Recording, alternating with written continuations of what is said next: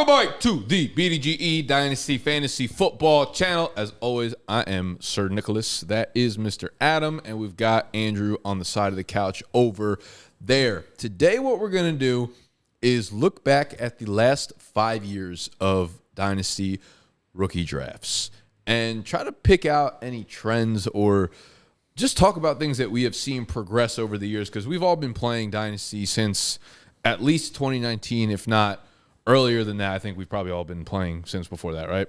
Yeah, I'm really like that. Yeah, don't do that to me while we're in the middle of the video. Yeah, and we just kind of want to talk about it, and we pulled back to 2019 because that's the only like clean data we really have from Sleeper, from MFL, from different data sources that can give us super flex drafts. We can find one quarterback that go back further, but I don't think that helps us look at trends because quarterbacks play such a major role in how rookie drafts start. So we took the first round of every draft going back to 2019. And Adam, you seem like you're about to jump at the TV. What's going on?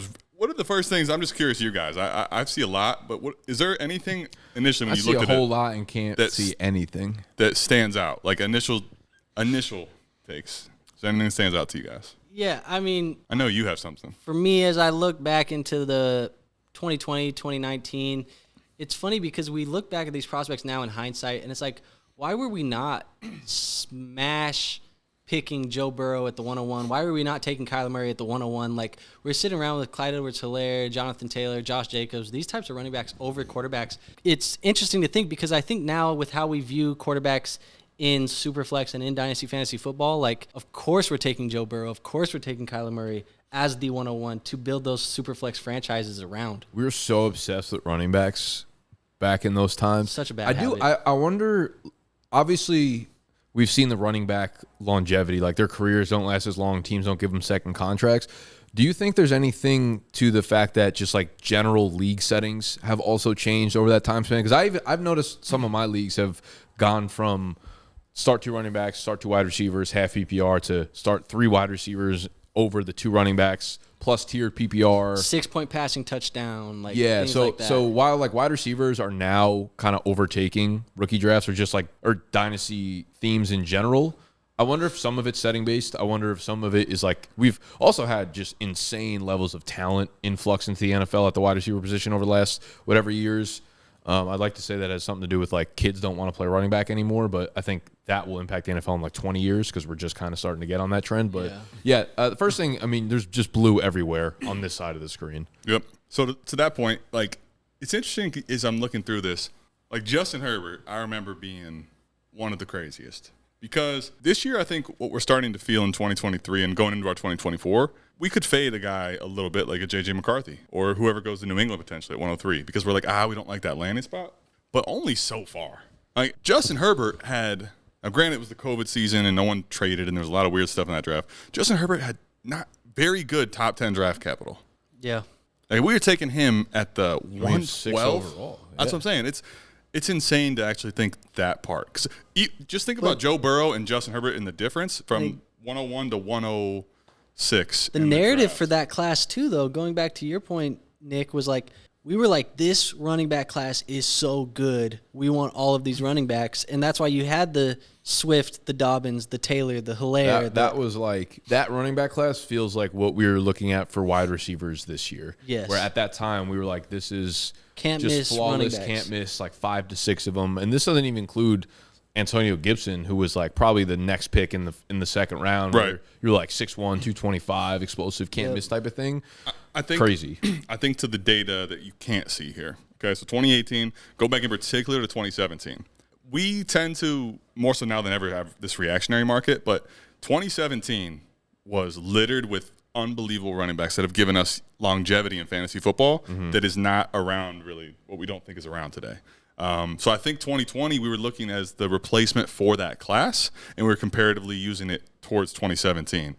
Now we're at this point where we're basically saying, look at all these running backs throughout this mix that have disappointed us. Najee Harris, after a great rookie season, has been a disappointment. Javonte Williams, disappointment. Cam Akers, DeAndre Swift, J.K. Dobbins, Clyde Edwards-Helaire. Like, all these guys are disappointing us. So it's to the point now, I think, where the position has changed as far as how they get utilized in the NFL, but a lot of it's just the buyer not being happy with the results. One thing that stands out to me, and just the trend for sure is following draft capital. Yep. Like if you look at this current year, 2023, talent versus draft capital. Like 2023, the first 10 picks are all first round NFL draft picks. Yep. I think what we did in like 2020, 2019, 2018 is we tried to rely so much on like our talent evaluation. Like 2019, Marquise Brown was the first wide receiver off the board in that NFL draft. He's not even within the first 12 picks. Right. Yeah. We're just trying to say like, oh, we thought Mecole Hardman, I mean, I'm sure that had to do with Tyreek Hill's like being out or potentially being out, but like N'Keal Harry and all these guys, and even going to 2021, that's like Justin Herbert. It's like we're so sure that Justin Herbert's just a terrible quarterback that we don't want him. I think on this half of the board, and that's a trend, is like we relied way more on our talent evaluation, and we've kind of come to the conclusion that like There's look guys, at NFL draft capital. Like there's kinda guys tells that us. get paid to do this in the NFL, and we should probably value It's the that opinion. along with like the earlier you get picked, the longer the leash you have, the less risk, the less risk you have. So that was something I remember early on in the dynasty communities. Like once one guy that has like some prominent feature in the community tells you a guy is bad, like that's what the overall sentiment becomes. Now, actually, as I'm thinking through it, okay, 2019, and you can really see this if you just think about that class. Like Darrell Henderson is in the first round there, and he wasn't like someone that people were like, this guy is special talent, and he wasn't a great draft capital running back. What round are you going? I think it was round 3 Okay. I think he was pretty prolific as a college running back, though. out of Memphis. I just meant like he wasn't a talent that people are like, oh my gosh, this dude's special. And the reason I say that is if you think 2019, outside of Jacobs, Montgomery, and Sanders, didn't really have guys that were drafted anywhere. Those were easily the big three. When you think about it, It's just Big the D. only receiver that went Turned out that way. The only receiver that went ahead of those guys is N'Keal Harry, because he ended up getting first round DC. At that point, we thought Bill Belichick still knew what he was doing. And there was one receiver, basically, I'm saying, that we got ahead of what we thought were the good running backs. Well, this was very much in the time of like, like player profile or kind of like running shit. And like, as long as you check the breakout age, college dominator, target share percentages in the good percentiles, and you get first round draft capital, that's like what N'Keal Harry did. Guaranteed hit. Guaranteed Yeah. hit. And like up to that point, like there just weren't that many dynasty resources out there back in 2019. Where now a ton of dynasty resources. Also, the amount of film, all 22 film available at this point and available to everybody is tremendous compared to it. So and like perception wasn't available. Like all those things would have shown us that CeeDee Lamb clearly better than like Justin Jefferson would have stood out, right? If we knew his reception perception back in 2020 over a fucking Jalen Reagor kind of thing. You know what I mean? We have a lot more resources available to us to make us better players. Yeah, and I think what really speaks to this today, if we go to Jamar Chase and we look at in 2021 in that year, okay, we talk about how special he was as a player, draft capital that he had. To think that he would come off the board at 106 is just crazy. That's just how much we hated wide receivers. It just shows you, I think that if you just look at the overall colors and the positions, when you start putting context to the information you're looking at, we're saying right now there's probably going to be a decent amount of drafts where Caleb Williams goes number 1 overall with weapons around him. And we're like, nah, we're taking Marv. Yeah. And like, dude, there was 3 quarterbacks, a running back, and a tight end go ahead of what we thought was the best wide receiver prospect come out in a long time. and what even again, Heisman Trophy winner Devontae Smith 110. Like, you know how rare it is for a wide receiver to win a Heisman Trophy and things like that. Like, Well, that's what happens. Like a lot of these guys are like the mold breakers. Like the reason Chase, I feel like, went down that far is because no one, for a long time, no one really believed in rookie wide receiver production. Then Chase goes out, puts up 1,300, and you're like, okay, maybe rookies can actually kind of pop off as a rookie. I think receivers. And the year before, you had the Justin Jefferson rookie year. So it's like you have that Justin Jefferson, Jamar Chase, and it's like we've seen it happen twice. And then I think it's like fool me once. Yeah. Jamar Chase fooled us twice, and now it's like, okay, it's real. But Garrett actually Wilson, Olave, all these guys up the board. But the Jefferson thing, though, actually at the time probably helped Jamar Chase's value come down because, see, you can get at the 110 Justin Jefferson. You don't have to reach for Jamar Chase at the 103 or do it. You just wait till the 106. Yeah. Right? So then it's like, okay, no, we can start targeting who has a better chance to be Justin Jefferson, who has a better chance to be Jamar Chase, and you start seeing them go a lot higher up the board. For me, I just remember during those years, 2019, 2020, like I remember the narrative that a lot of people were using as talking points was like, it's that third year or that second year breakout for the wide receiver. Like we're waiting 2 or 3 years for these guys to become starters for our teams. And then again, you have that Justin Jefferson year and even CeeDee Lamb in that year, Jamar Chase. And we've seen it now more and more, especially as we get to 2022, 2023. Like guys can come in, they can produce immediately for your fantasy football That's the way teams. the NFL works too, because again, they don't want to wait until the second contract because those are massive and big cap hits. Now it's like we want to see what you could do as 21, 22-year-olds. Let me give you guys another thing as I'm looking at the market. 2020, 2021, 2022, and 2023. Granted, the further you go back, you have more clarity. All the receivers that you've drafted in the first round based on this data, 2020, 2021, 2022, and 2023, the only one that you're like, dang, we totally fucked up on is Rager. Like, the other ones... Sky Moore, too. Oh, Sky Moore. I'm sorry. You're right. Yeah. Sky Moore. Okay, so Sky Moore and Jalen Rager. Now, Jameson Williams you're not thrilled with. And in Treylon Watson, Burks probably, right? At this point. J-Mo and And Treylon Jerry Burks are... Jeudy. Jerry Jeudy still, though, is like going for second sometimes. People still loved Jerry Jeudy for 4 years, dude. Well, I guess I'm not going to say that they're all great. I just feel like you don't feel like when you took 101 Clyde Edwards-Helaire, that feels awful. Yeah. The quarterbacks of, I guess it's better to talk about it comparatively. Trey Lance at the 104. Like Zach Wilson in the first round. Yeah. Those guys have gone to no value. Even Jerry Jeudy, who, to your point, you're correct, you could probably get a third for him still. I took Right? Like, CEH. I took CEH you, at 101. My point is, It sucked. It sucked so bad. CEH at the 101 is significantly worse than basically everything else on the board. Yeah.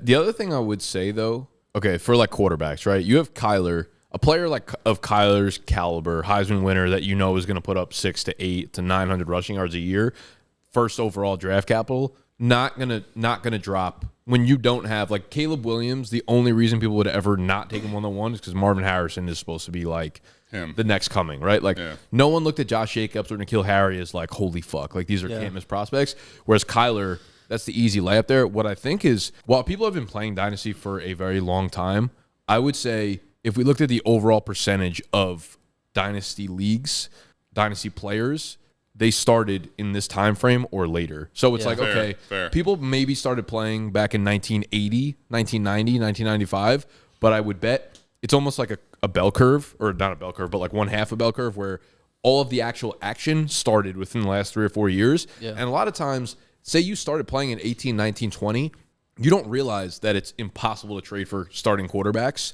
and the rookie drafts are the best part about the easiest way to get them until 3 years later. So that's when the actual lessons learned start to hit at the masses. You know what I mean? And we don't, again, same thing. When you could talk about the running back position, we don't know at the time or haven't learned how devaluable that, is that a word? Devaluable, I guess? Not. Whatever. You know what I'm trying to say? Sure, yeah. That sure position can be for Dynasty. So like 4 years down the line, then we're looking at Montgomery, Sanders, Dobbins, Swift, all of these guys on our teams, and we're like, dude, I don't want these guys at all. I don't know if it's really our fault versus like NFL too, because in the 2000s, guys were playing until they were 31 and getting 350 carries when they were 29 years old and getting multiple contracts over and over, and getting traded for fucking first round picks left and right. That's 100% part of it too. Is the way that the NFL uses the running back position is not the same anymore. Yeah, they don't play nearly as long. Part of why Bijan and Jahmyr Gibbs still go as high as they did is because the prospects we thought were great, and they got draft capital that's very rare today. Top 10 That's picks. why. It's almost like because no one goes that high, when they do, we like have to assume that there's something crazy about them. And I would say to this point, you're not unhappy with either of those picks. Hell no. No, of course not. No, I mean, Bijan didn't give you what you wanted last year, Stroud, but I mean, you're obviously you didn't bust per se, right? Right. I'd say that in 2023 we were chasing what we hope 2020 was, though, still as well. So it'll be interesting to see moving forward. Yeah, how I gotta be far honest though, like the running backs come down. I'm kind of looking at the running backs. Yeah. And 2020 was supposed to be like the class, and it's easily the one that you want the least amount of assets from. Yes. There's not a lot of like whiffs on the board. Like Bijan, Gibbs, Charbonnet sucks, sure, but like Achane, Breece Hall, Kenneth Walker, James Cook, Najee Harris, Travis Etienne, Javonte Williams, even going back, Josh Jacobs, David Montgomery, like the hit rate on those in first round has really not been that poor either. Why Charbonnet catch a stray like that, dude? I just mean relative. Like, dude went down the list and said Charbonnet sucks. And just, well, like relative to Achane, like look at the other 3 backs in that fucking class. But I mean, I would say though, like Javonte definitely didn't do nothing for you. But you want to talk about how you could still get a third for Jerry Jeudy. You can get more for Javonte for sure. But he also has an extra year padded onto him. But I still think Javonte could be kind of good. But I mean, outside of Jonathan Taylor, like that whole 2020 class, you didn't hit anything. Now, to your point. What's crazy is, I mean, if you went QB, you went crazy. Also, right on the turn there, 2020, you got the next 4 picks, you could hit Higgins, Pittman, Ayuk. Like, you were going crazy there. I remember that class very vividly. And I think that class, too, actually, if you had the second-round data, would show, like, oh, man, why are we fading these receivers with good draft capital? That probably pushes up the light blue moving forward. It's a lot of specific players that start trends, or what happened in the previous fantasy year that start trends, like the Devontae Smith. That was an entire battle. Like, we hadn't really never seen a good smaller receiver play to an elite level. He did it, and now everyone's like, I'm fine taking any sort of receiver in any type of position. Now, let me give you. Oh, go ahead. I was gonna say the BMI of Devontae Smith, and then just 2 years later, people were talking about, Jordan Addison is light. Jordan Addison doesn't weigh a lot, and then it wasn't to the level of Smith though. It wasn't, but it's because he kind of broke down that barrier. Debunked that one. And now this year too, like X-Worthy, like he's really light. Troy Franklin I don't even really think like those are like less third or fourth talking points for me now. Like we don't care anymore. Yeah, right, exactly. So the question is like, who are the outliers now that are going to break those walls for us, kind of thing? Tank Dell was one. I'm kind of thinking about this quarterback stuff. 2021. Okay, the running backs fall. I think a lot of what happened in 2020 is why. I think this 2021 quarterback class, followed by the non-quarterback class of 22 that gave you Pickett, is part of why we have quarterbacks go at the top in startups, and then we don't want to mess with the mid ones because look, you got burnt by Trey Lance, Justin Fields, Zach Wilson, Mac Jones, Kenny Pickett. So 5 out of 6 QBs you drafted in those 2 years, people just lost what they thought was a starter at some point. And I think it's funny, 2021, it's like you pick the Trey Lance and Fields because everyone's talking point always is like they have the rushing floor no matter what. Even if they're a bad quarterback, they're gonna get you X amount of points because the rushing floor, and just like couldn't be further from. You know what's funny though is that was a big selling point for Richardson in 2023. So it's going to be interesting to see like maybe 4 more years down the road, how much are we valuing a rushing floor on a quarterback? Now the question maybe the question becomes, or maybe the talking point becomes, is like, the rushing floor is good, but you also have to be good as a passer. You have to be a good quarterback. That's for sure. Now, also, like Trey Lance, let's just call it what it is. You can't even put that data to anything. Like, nobody gets that few of starts with the 3rd pick that you traded up to, and then they just go to the Mr. Irrelevant. I mean, yes, but dude, we're seeing it more and more. Like, okay, we saw it with the running backs. Like, they're like, we don't want to give you past 24. You see with head coaches in the NFL now, like, they're, as much as we're, like, connected to social media and we want to see, like, shit happen right now, we're all in, like, a dopamine state where we need wins now. Teams are kind of moving that way with quarterbacks, too. Like, how often do you see, like, with Kenny Pickett, he's gone from Pittsburgh already. Well, I guess the reason I say that, though, is Kenny Pickett, the draft capital didn't associate we're going to give you a ton of leash at 20th. That's super That's fair. what I'm kind of saying is that Kyler Murray, people said similar things to him, but once they paid him, now we're at the point where they moved on from the head coach, and it's like, nah, Kyler ain't going anywhere. Yeah, but I mean, look at all of 2021. Trey Lance, Justin Fields, Zach Wilson, Mac Jones, they're all gone. Oh, no, right, but are we moving to a world where teams give their quarterback 2 years, and if you're not good, you're out? I think the difference is Trey Lance, if we would have saw him not get hurt and actually fail on the field, I think that conversation could have been more real. Justin Fields, Mac Jones were not the same type of draft capital. Zach Wilson was, though, at 102. I mean, that one is kind of crazy. Is a miss. To the rushing floor, though, I think the thing about the rushing floor is it's great when you have a job. If you don't have a job, the problem is for Fields, for example, you could have gotten how many different warning signs that they might be moving on, but as soon as he got traded, he went from a 3rd-round starter pick to nothing like that. Okay, so Bryce Young, if he goes out and has the same year this year as he did last year, that's why they're done with him. His value in Dynasty is going to fall. More of a question than anything else. Yeah. Yes, I think so. I think 10 years ago, probably not. That's probably fair. I think for the most part that is a true statement, especially because they've gone out and got a new head coach, Dave Canales, who's supposedly a QB whisperer. Yeah. They've went out and they've got Deontay Johnson. They're probably going to keep adding to this room in general. Like everything is just amplified and everyone wants it quicker. They want it. You know, and it's also like there's just more exposure to the league. And it's not like these owners haven't been around the league for a long time, but when you're an owner and you see how Houston was supposed to win 4 games last year, and now they're a Super Bowl contender this year, and it's amplified by social media to a degree that we've never seen before. So it's like owners are like, they did it. Why the fuck can't we? This guy sucks. Yeah. Get the next one. Okay, when I look at this board now, tell me with what we know today, Rome Odunze, Malik Neighbors, and Marvin Harrison on a talent perspective, what receivers, with all the information we already have now, would you say are in the same breath as those guys from a talent perspective? Honestly, when I look across the board, like the only one I would say is Jamar Chase. Correct. Easy to say CeeDee Lamb right now, but no one talked about him like that. You could have argued CeeDee Lamb, but I agree it's probably not quite there. Yes, I'm with you. That's it. I also think, I know this is data, so it's like at scale. Sure. Just go. I couldn't tell you a single rookie draft last year where Garrett Wilson was not directly behind or in front of Drake London. He was my wide receiver 1 in the class. Yeah, like he was definitely up there. I didn't see a single draft where he went behind Treylon Burks. Oh, really? Yeah. I definitely did. I did too. There was Treylon Burks before you guys remember the asthma stuff around him? Yes, I did. There was a couple different drops. So he was supposed to be this Madden created player. His 40 time wasn't as fast as we were hoping. That was a little bump, and then the asthma concerns. But Garrett Wilson, I might view him differently as an Ohio State fan. I remember I was higher on him than a lot of people. People were very iffy on Garrett Wilson. Which is crazy. He felt as much as like a can't miss prospect as anyone in recent memory. Yeah. Someone who like legit popped off the tape. If you watched him, you're like, I love Garrett Wilson. For me, it was Garrett and Drake were the top two. But I feel like there was a lot of people who did hype Treylon. There was also, honestly, he felt like one of those guys where people hyped him, but no one who hyped him would actually take him over. Yeah, and I also feel like too, like there was a lot of. This is higher than I remember Olave going. I thought Olave was talked about a lot worse than where his ADP is right here. I remember him going back and forth between Olave and Jameson, 6'7" for me. Yeah, I saw him go 108. But Pickett was the one that really was different, I think. Yeah.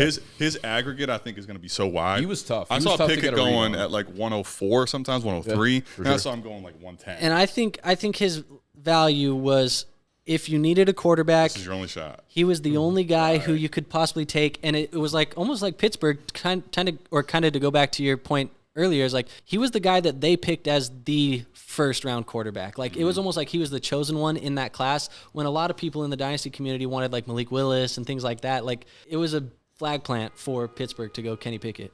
I guess when I think about the receiver thing though, we're talking about the prospects. Like we're seeing that wide receiver continually go higher here, like the light blue line. We're talking about 3 receivers that you could arguably put at the top of any one of these classes. So I was going to say that also I think is going to play huge into what 2024 is.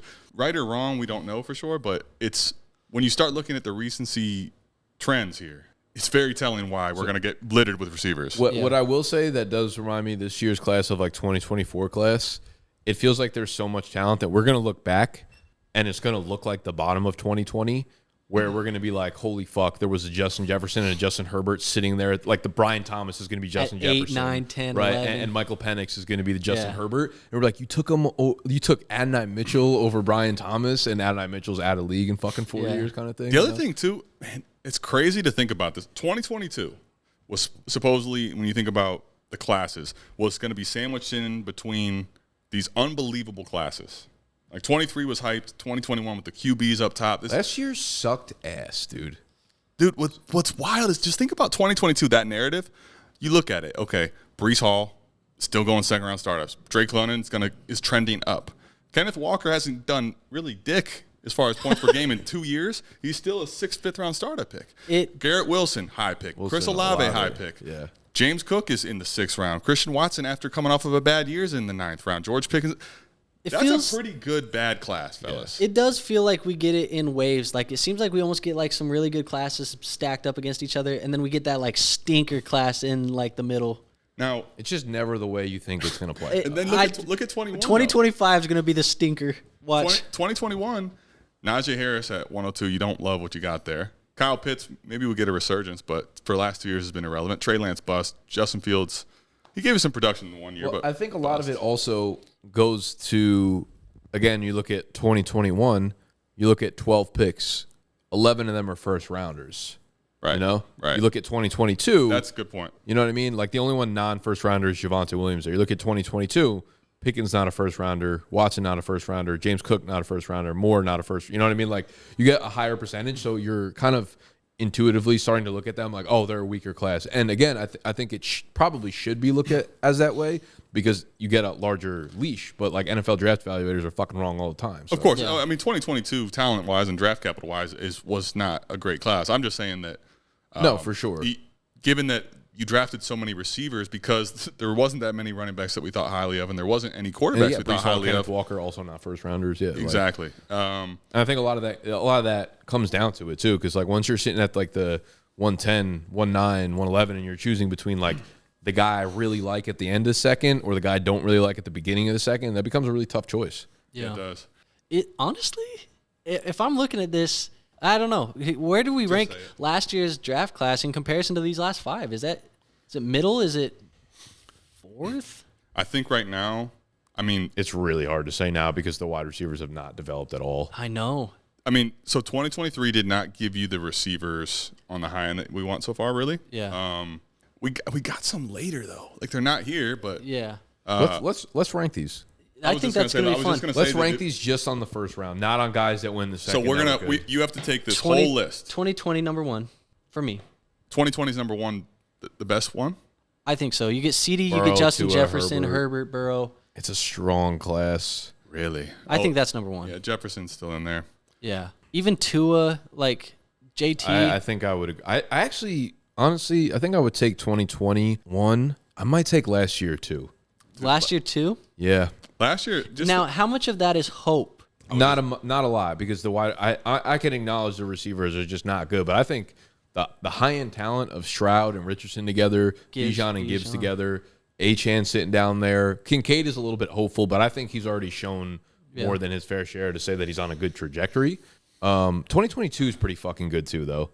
The thing about 22 is you're not getting falls off a so quarterback. bad. Like 22, you don't get a quarterback at all. Yeah. And 2021, you almost don't. You get. Are we sleeping on 19 a little bit with Jacobs, Murray, DK, Hawkinson, AJ Brown, Debo? Yeah, maybe. I think as I'm looking at this across each class, kind of unfair because they've had so much time to develop, but yeah, maybe. Yeah. But you just get the clearer picture now, right? 2019, you know definitively like AJ Brown, DK Metcalf, Kyler Murray, Josh Jacobs, even Monty. Those guys gave you stuff where you. But also, have any of them been elite? Like elite? AJ Brown probably. AJ Brown definitely. Kyler's been elite. Kyler's been elite. Kyler after. Come on, Nicky. Come on, man. Okay. All right, we're not. Hold on. I'm gonna pull up the exact stat. So we're gonna. Feel like let's discuss what elite for what the means. tight end position has been. Hawkinson's been more than what you asked let's for. just. Where is? I feel like Kyler Jacobs Murray has been finishes? as solid as it gets for a running back for the last 5 years. Kyler Murray in his first 2 years was quarterback 6 and quarterback 3. Okay. That's probably the best finishes of anyone on the list in the first 2 seasons. Probably. I'd almost bet anything. You're right. You're right. Let me get Kyler back in the elite combo, man. Yeah, I mean, I was looking at the next draft, and I'm thinking about like JT. I'm thinking about Jefferson. I'm thinking about Herbert, and maybe they hold more name value now because Kyler's just been a little bit recency bias. Jefferson's definitely. I mean, he's for sure. I mean, he's the biggest hit on the board. Yeah, you can't. Yeah. Jefferson is outside of maybe CJ's going ahead of everybody. It's so quick. It's so crazy how quickly that shit happens. Where it's just like a guy's just a 110. By the next year, he's just like the best player in the NFL. It just happens so fast. Or a guy's undrafted and his name's Puka Nacua, and all of a sudden he's breaking Justin Jefferson's records. The only thing is he feels very much like the Amon-Ra trajectory. If Puka falls out again this year, we might buy in more. But if he has a mid-season, if he doesn't produce, the community's going to fall. His value's going to fall in the community. Amon-Ra was when we go back 2020 as well, right? With that class, Herbert. Amon-Ra was 21, I believe. Yes. 21? Yeah. That was right? He played in 21, 22, and then last year was his 3rd season, correct? Yeah. Okay, so if I'm ranking these, if we're drafting these, okay, I think with Jefferson's value, like you're getting Burrow, Jefferson, and Chase, which are 3. I'm sorry, you don't get Chase. Jefferson, CD is the other one, and Joe Burrow. That's 3 first-round startup picks. And Herbert. Yes, Herbert shouldn't be, but is. So that's Is 4 first-round startup. You can't. 2020's got to be 2020, despite all the misses at running back, is still the class. And a Rager miss, all-time Rager miss. Then I think next. I feel like 23 and 19 are the ones that are the next for me. What do you guys think there? You got A-Rich, which is still a wild card, realistically. I think we're sleeping on 19. I mean, if you go back and you tell me 19 or 23. I know, but I'm just saying in general. Like you look at this Monty, Miles Sanders, yes, today they're not as good, but we're, 5 years past when they were drafted? Like, their entire rookie contracts, for the most part, these guys The are wide contributors receivers for our really fantasy make teams. they make up a lot of ground there. Because running backs, you're taking the 23 side. Bijan, Gibbs, and Achane are already probably more valuable than any of those guys have been pretty much at any point in their For sure. career. And that's also to Andrew's point because they're young and the other ones are old. But Right. Yeah. But, like, I think if you would have drafted Josh Jacobs on your team in 2019, like, you would have probably got, 2 or 3 RB1 seasons and a couple high-end RB2 seasons. And Yeah. outside of 22 though, he wasn't like a league winner. He wasn't a needle mover really Right. at but all. he was goddamn good. Like 22 he was, but Yeah. most of his other years was just solid. Yeah. And then Montgomery's always been pretty good, though, for And then- sure. But I'm just saying, I think the other guys that from last year have more top-end fantasy upside. And you're getting – the big thing for me is you're getting 2 QBs, Stroud, Richardson, versus, like, the Kyler Murray by himself. But then again, having fucking DK, A.J. Brown, and Debo close that gap. I think I actually lean 2019. I think a lot of people forget, too, that, like, Deebo Samuel was a guy who, if I'm not mistaken, was a top 5 finisher at the wide receiver position. Like, we've had elite upside out of those guys. So I think that class, honestly, for me, I think I might take that one over 2023 right now. Yeah, I'm going to go 20, 19, 23, 22, 21. I'm with you on that. 21 still feels like we got some good value down there. Yeah, but, like, Waddle, Smith. there's good players for sure. It's just all the misses at QB make it gross. Waddle, Smith, ETN, Chase. Honestly, to this point, though, like, It's not enough for I'm me. going 20. I might go 21. I'm going 20 first. Then I'm gonna slightly take 23 over 19, but they're honestly pretty close. Part of it is that I think that the view of guys like Addison and Zay Flowers and Kincaid still carry more weight than maybe they should. We'll see what we don't know enough yet. But I'll take 23 because they're all young. Then 2019.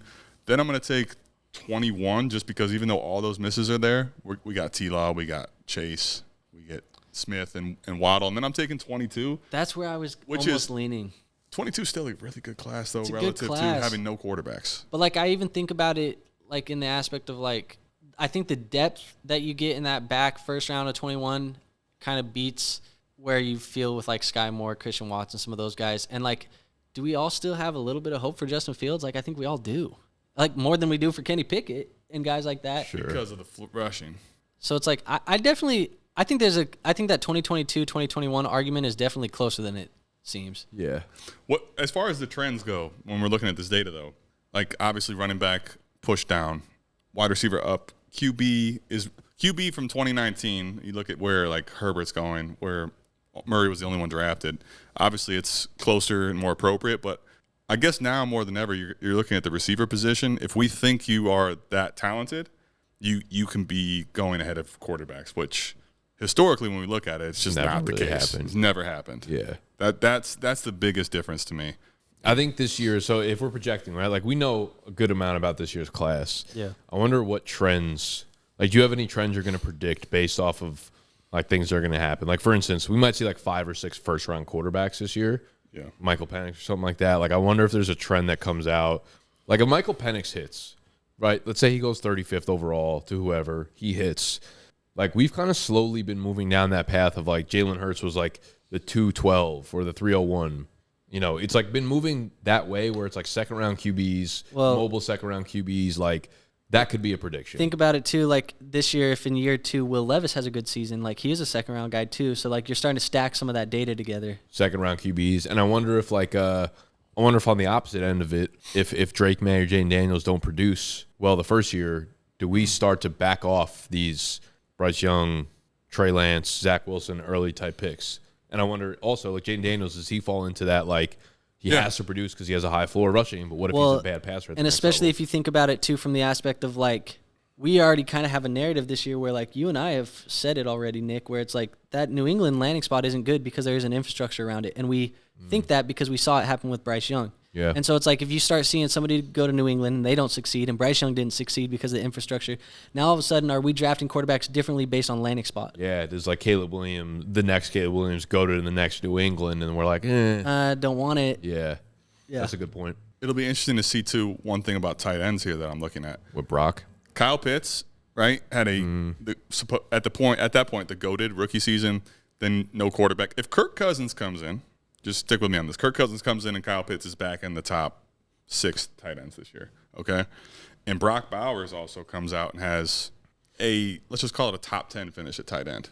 Yeah. What are you looking at? TJ Hawkinson, check. Kyle Pitts, check. Dalton Kincaid, check. Followed by Sam Laporta, who's not on this. Like, I could actually see, I don't know that I predict it, but I can see a scenario where tight ends, the elite ones, the young ones, we start putting into a bucket where they come up the board. And I don't know that that's the right or wrong, but. See, that's one where I'm hesitant to take because it feels like it almost matters more about what's happening in the trade market, where we've talked about like tight ends don't really have a lot of trade value. Like, does it make sense to? I agree, and I think that's where like today they don't, but right now the tight ends don't. But if Brock Bowers was good, Kincaid, if you're looking at Pitt's resurgence, I could see a scenario where their trade value, the ones that we categorize as good. Pitt's gonna be the greatest. Is Pitt's gonna be the greatest? Is he gonna be the greatest? Also, one thing that I'm thinking about too, just relatively speaking, is like we've already seen this trend where we were very high on running backs, then we kind of fell off of running backs unless they met certain draft capital criteria. And like this is a year where we don't necessarily expect the running backs to get a ton of great draft capital. If one of the guys does, for example, the mock draft that we did in the last episode, like where Jonathan Brooks gets first round, like it's going to shoot him up a board. And if that happens, like, is this a trend where moving forward, we're really only drafting running backs based on their NFL draft capital and not really looking at scouting? Yeah.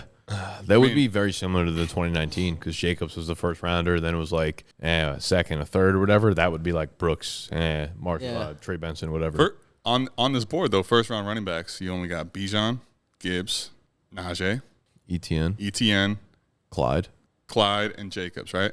Yeah. Yeah, that's over one a year. My point is, I guess, like hit rate on first round running backs, He's pretty high. pretty decent. And then also, if you look, like, if you think of like those guys who are very early second round In this range, I'm just saying. Now, I mean, obviously, you throw in Rashad Penny. You can go back other years and say that first round draft capital doesn't. I think in today's NFL, if someone's taking you in the first round, like it speaks to opportunities coming your way. 100%. even the early second rounds, to be honest, like Taylor, Hall, Walker. Right, but you get like Charbonnet, right? Yeah. That guy's James Cook. Cooked. I don't know. Javante. A lot of. I got a whole slew of second rounders for you. Ready? J.K. Dobbins, DeAndre Swift, Cam Akers. I'm just saying the first round draft capital maybe it would be a differentiator if you were going to reach for one. Fair. I mean, that had always been the thing, I feel like. But especially back in 1920, it's like a guy goes in the first round. It's like guaranteed strong workload out the gate, which I agree with. If a team's taking a running back in the first round, knowing what they know now, in the same way that they actually think about it the same way that we do in Dynasty, where it's like these guys are replaceable. We're not using high-end draft capital on them. Percentage chance that anybody in this class gets first-round draft capital at the running back position. Percentage chance? Yeah. Less than 10? 10 to 10, 12. I'd say, 5 to 8. And it's got to be kind of a Dallas situation late in the first. Sure. The way I would frame it, though, is like, would you have said, what's the higher percentage? There's a first-round running back this year, or Jahmyr Gibbs goes where he went last year? I would have said last year being like this first-rounder this year is more likely than Gibbs going, what do you go, 12? Yeah. I probably... Gibbs going 12 overall last year was honestly out of the range of possibilities. I would have said... But Gibbs was mocked a lot in the first round. Back end first, yeah. I will say... So I agree with it your shocked point. the hell out of me. I mean, there was no one that saw that even close to coming. But in a good way. The reason I think, though, that one isn't as crazy. He was a first-round lock, it seemed like. I don't think I agree with that. Really? I didn't see mocks where he fell out of the first. First-round lock. I'm not saying early like that. Yeah. I think he was going to be a first-round pick. I don't know if I would have said, like, locked, but I think he was probably going to be I think he was first round. mocked more often than not, but I saw plenty I felt that like weren't. 80-90% of mocks had him in the first round. Yeah. That feels like as close to a lock as we're going to get. Yeah. Now, I guess my only reason I'm saying that is that in this class, I don't think anyone's going in the first round outside of like Brooks, maybe. Yeah, I mean the one I saw today, Brooks that might have been like the first Has mock anyone I've seen him seen go. a running back that wasn't Brooks go in the first round of a No, mock? and I've barely seen him go. That's where I think it's like if someone has to choose that Brooks is different than the rest for a first round running back. Everything's been the best I've seen, really, and stuff that seems realistic enough has been like the early seconds where it's like Corum to the Chargers or Benson goes somewhere early second or something like that. That's what I'm saying. I think that there's enough running backs in this class that we'll get some day two guys, but I don't think many people are gonna be taken. But I could end up eating my words. I don't think a running back has a chance to go if it's not Brooks in the first round. I was going to say in this class, if those guys are all day 2, are we really looking at them as first round picks? Like, are we going to have that would be our first year in 5 years that we've never had a running back in the first round. That is actually one of the points that that's a good call. I was going to get to that, and I totally forgot. You're right. That is where we could look at something that has never happened before this year. Where no we running backs. Literally don't draft a running back in the first round. We got 4 and 23. That's wild. 4 and 22. I'm sorry, 3 and 22. 3 and 21. What is that, 5 in 2020? It's just a wild convergence of a strong QB class and a strong wide receiver class at the same time. And having just that one random tight end in there that's going to go first is what knocks the running back probably out. And just a little bit of a weaker class. Like it's a bad mix for the running back position. And I think we could see a class where there is 0 running backs. Guys, not just that. Let me give you one even crazier. Since all these ones, we've had a running back come off the board in a top 2 pick. Oh, yeah. Every year. We're going to go from 102 to nothing. Hoping, not even in hoping we get one worth drafting at the 110. We're talking is there one that saves the class? Damn. Crazy. Facts. It's a bad year to need some running backs, boys. It's a bad year to be a running back. See, what I'd like to look at is second round now and see how many running backs from each class were hits. Yeah. Because, like, this class, I mean, we've talked about it where no one at the top end that we love, but if things break right for a bunch of them, I think a lot of them have high-end talent. Well, 22, to me, is the class that really speaks to that, where, like, you got Rashad White. There's a bunch of guys in that 22 class that have actually produced at the running back position. Yeah. Let me just pull it up. That was Dameon Pierce, but... Yep, Damian, but he's obviously not him now. Let's see. Pacheco was undrafted, but 22 running back. Pacheco was a 7th rounder, right?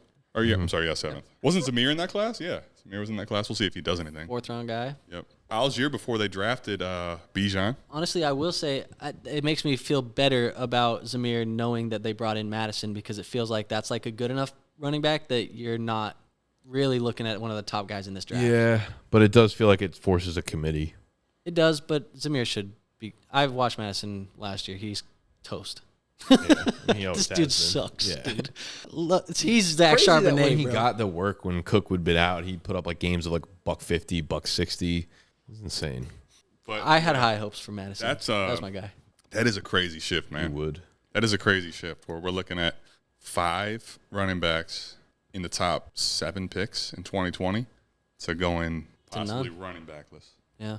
Imagine you had like 5 of the top 7 picks, and you went Dobbins, Swift, Akers, Clyde, just whiffed on like Burrow, JT, and CeeDee Lamb, like just elite fucking startup picks. One thing also that maybe I just popped into my mind about the running backs too is like I think we're seeing a trend as well in college where because of NIL money and things like that, running backs are going back for senior years, and that's also I think affecting the running back market in NFL drafts and dynasty rookie drafts. In what way? We're seeing They have to come out eventually. Yeah, they have to come out eventually. But like for example, this year's running back class we felt like was a little bit better. You had guys like Trevion Henderson and things like that could have came out. I think it's going to push the needle down the road. And again, like going in, I look at 2025 now and I'm like, there's some good running backs in this class, but how many of them decide to go back for senior year? Does that make us view next year's class a little bit less than it is now? I think that was a little more to the point of Trevion Henderson, obviously, and his agent were told like he wasn't expecting to get the draft capital that makes sense for him to come out. Really, it just gives them the opportunity to go back. I'll be honest. Like any one of these guys that are getting drafted high, they're not going back to school. Yeah, I'll be honest, and I'm just a guy sitting at a computer watching all 22 from the nerd herd thing. But to be honest, I thought Trevion Henderson was going to be the RB1 in this class. He would have been my RB1, bar none. Like it wouldn't have been close for me. For and sure. He goes back. But the NFL, I almost can guarantee you, wasn't saying that to him as far as what his draft capital likely was going to check out at. And Ohio State's probably going to pay him what he would have made in his rookie contract. I'm about to say he's a first round pick. Get more of the NIL than a That's what I'm saying though. But I'm saying like that doesn't make classes better or worse. That just like moves them around.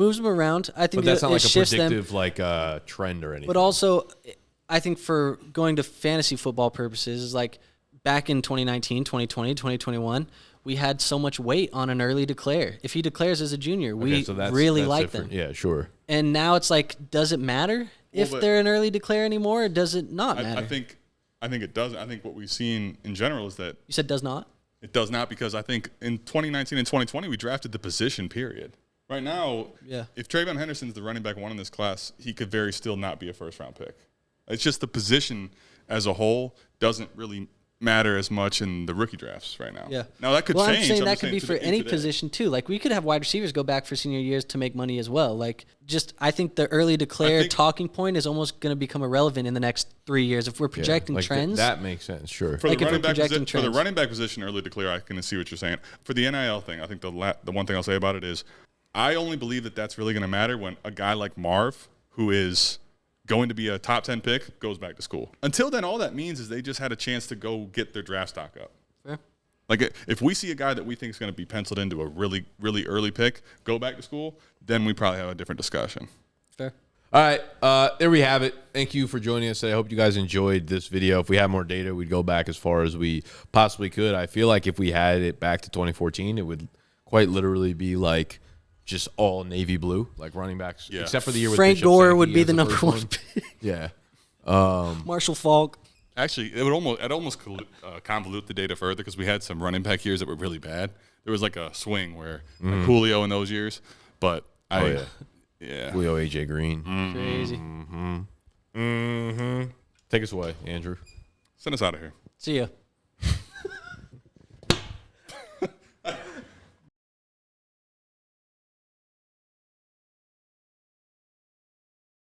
You getting another earthquake right now?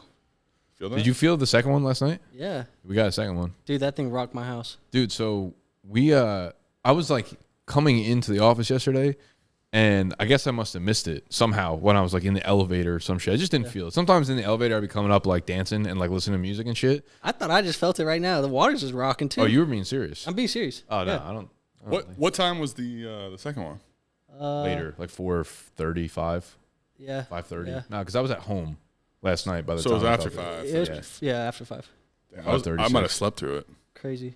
You were asleep by 5:30? Just It was. I didn't get home that much later than when it happened. I don't Yeah. think. okay. And, Anyways. and I felt it.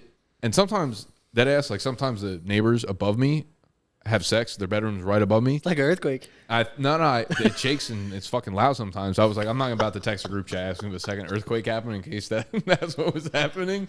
But then someone else said it, and I searched Twitter, and I was like, all right, I don't really like that. You like? I didn't feel the first one, so I felt like fuck because Casey was bugging. He was freaking out. He's like, holy fuck, we had an earthquake, and I was like, nah, this shit didn't happen. I don't know. Maybe I'm tripping. I thought we had them right now, but who knows? We didn't have an earthquake. I don't think so. Yeah, make This that, ADP is so I'll take the earth shaking that it's like I'll take shit. the under. You crazy. got Adam. Fucking enlighten us.